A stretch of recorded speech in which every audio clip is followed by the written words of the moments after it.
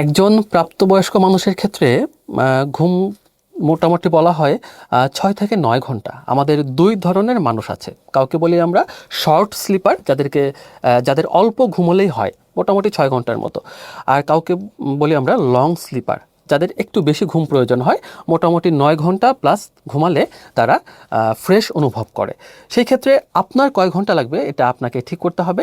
যেই কয় ঘন্টা ঘুমালে আপনার ফ্রেশ লাগে, মোটামুটি 6 থেকে 9 ঘন্টা, সেটাই আপনার জন্য আপনার ঘুমের পিরিয়ড। কেউ যদি মনে করে আমি রাতে কম ঘুমাবো, দিনে বেশি ঘুমাবো, সেই ক্ষেত্রে সে ঘুমাতে পারে, কিন্তু আমি এটা অ্যাভয়েড করতে বলবো। কারণ রাতের ঘুমের সাথে কখনোই দিনের ঘুমের তুলনা হয় না।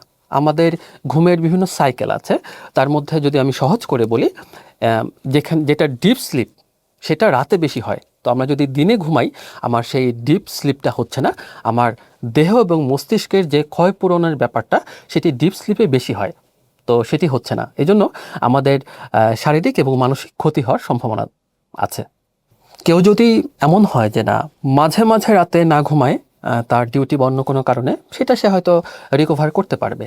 কিন্তু যদি কেউ দীর্ঘদিন রাতে না ঘুমিয়ে থাকে, এটি তার শারীরিক এবং মানসিক দুটোই ক্ষতি করবে। কারণ ইনসমনিয়া অর্থাৎ ঘুম না হওয়ার যে সমস্যাটা, এটি নিজে একটি রোগ, এবং এই ইনসমনিয়া থেকে বিভিন্ন মানসিক রোগের উৎপত্তি হয়। এছাড়া আমি একটু আগে বলেছি যে ঘুমের মাধ্যমে আমাদের দেহ এবং মস্তিষ্কের ক্ষয়পূরণ হয়। আমরা সারাদিন যত কাজ করি, আমাদের প্রচুর এনার্জি লস হয়, আমাদের শরীরে বিভিন্ন ধরনের পরিবর্তন হয়, এই জিনিসগুলো রিকভার হয় ঘুমের মাধ্যমে।